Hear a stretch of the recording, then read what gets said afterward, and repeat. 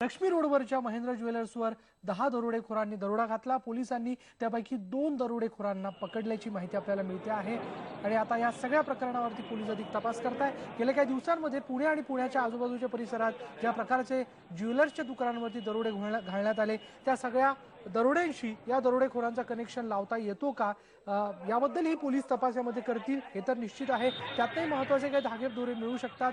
लक्ष्मी रोडवरती ही घटना घडलेली आहे। दर सोमवारी लक्ष्मी रोड सगळं बंद असतं, पण या दिवशी पुण्यामधलं लक्ष्मी रोडवरचं हे महेंद्र ज्वेलर्स जे आहे ते सुरू होतं आणि त्यावेळी ही सगळी घटना घडलेली आहे। याबद्दल माहिती आपण जाणून घेऊयात आमची रिपोर्टर प्राची कुलकर्णीकडनं। प्राची, अजून काय अपडेट कळू शकले का याबद्दल? विशालचा जो मालक होता त्याच्यावरती या दरोडेखोरांनी चॉपरनी वार केले होते। 2 जे मालक होते त्या दोघांनाही ऍडमिट करण्यात आलेलं आहे पुणे हॉस्पिटलमध्ये आणि मात्र नागरिकांमुळेच ह्या चोरांना पकडण्यामध्ये यश मिळालेलं आहे। त्यांनाही नागरिकांनी थोडी मारहाण केलेली आहे। मात्र या चोरांना आता पोलिसांनी ताब्यात घेतलेलं आहे। त्यांच्याकडे इतर चौकशी सुरू आहे। जी 4 इतर चोर फरार झालेले आहेत त्यांच्याविषयी ही चौकशी सुरू आहे आणि त्यांची काही माहिती मिळतेय का, काही ठाव ठिकाणा मिळतोय का, इतर जो मुद्देमाल चोरीला गेलेला आहे त्याविषयी आता पोलीस चौकशी करतात। विशाल, ज्या प्रकारची दृश्य आपण प्राची आता बघतोय फारच भयानक पद्धतीने या दुकानाच्या मालकांना मारहाण केली गेली आहे। प्राची, बरोबर आहे विशाल।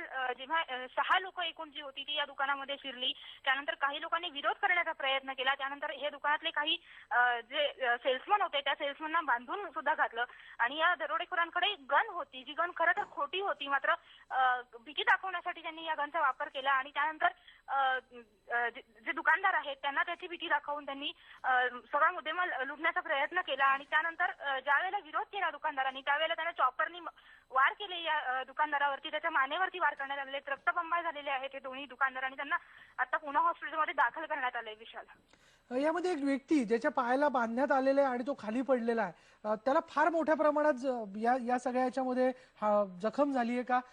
तो अगदीच बेशुद्ध पडलेल्या अवस्थेत दिसतोय। विशाल, जो खाली पडलेला माणूस आहे तो चोर आहे। त्या चोराला नागरिकांनी पकडून देण्यात यश मिळवलं होतं। त्यानंतर त्याला पकडून या दुकानात आणण्यात आलं।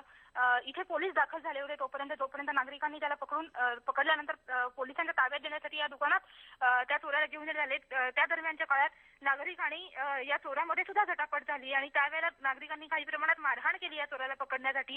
गाडीवरती होते हे चोर आणि कंट्रोल होत नव्हता, त्याच्यामुळे काही लोकांनी गाड्यामध्ये घातल्या। त्यानंतर या चोरांना पकडण्यामध्ये यश मिळालेलं आहे आणि त्यामुळे त्या चोराला सुद्धा काही जखमा झालेल्या आहेत।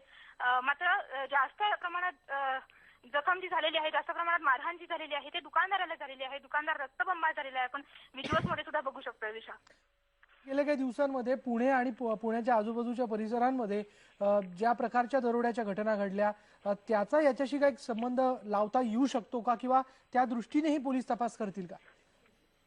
विशाल, सोमवारचा दिवस आहे आज आणि ही संपूर्ण बाजारपेठ जी आहे ती बंद असते लक्ष्मी रोडची। मात्र महेंद्र ज्वेलर्स हे दुकानात चालू होतं। सोमवारी हे दुकान सुरू असतं आणि कदाचित पाळत ठेवून सुद्धा ही घटना झालेली असू शकते, कारण बाकीची बाजारपेठ बंद असल्यामुळे गर्दी नसते तितक्याच्या प्रमाणामध्ये। त्याच्यामुळे जे चोर होते त्यांनी सुद्धा कदाचित ही गोष्ट लक्षात घेतलेली असू शकते आणि त्यानुसारच या दुकानावरती दरोडा टाकण्याचा प्लॅन त्यांनी केलेला असू शकतो। मात्र भर दिवसा हा प्रकार घडलेला आहे। भर दिवसा दुपारी 3च्या सुमारास ही संपूर्ण घटना घडलेली आहे।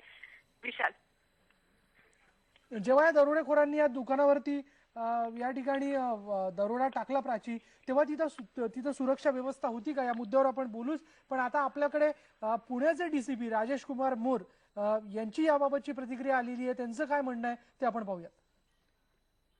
अर्धा तास आधी ते इथे दुकान लुटण्याचा हे प्रकार घडलेला आहे। त्यामध्ये 6-7 आरोपी होते, त्यामध्ये 2 आरोपी सापडलेले आहेत आणि काही मुद्देमाल सुद्धा सापडलेला आहे। घटना ज्या नुकत्याच घडलेली आहे, अजून माहिती त्याच्याबद्दल आम्ही घेत आहोत। गाडीवरनं चाललो होतो, तर गाडीवरून जाताना आतमधनं सोन्याच्या दुकानातून एक माणूस असं रस्त्याने भरलेला बाहेर आला, म्हटला चोर चोर वाचवा। तर मी जर बघितलं तर कॉर्नरला 6 जण टोटल होते चोर, ते पळून चालले होते। बॅग होती त्यांच्याकडे, 3 बॅग होत्या। त्या 3 बॅगेमधले एक बॅग आणि एक माणूस गाडीवर बसला होता। ती गाडी माझ्या गाडीला येऊन धडकली, खाली पडली आणि तो माणूस पळून त्यातला एकदम पळून गेला। एकाने घोडा दाखवला। प्रत्येकदा आपण प्राचीशी बोलूया। प्राची, जेव्हा हा दरोडा या 6 दरोडेखोरांनी या दुकानावरती टाकला तेव्हा तिथे कुठला सुरक्षा रक्षक तिथे उपस्थित होता का? काही सुरक्षा व्यवस्था तिथे होती का?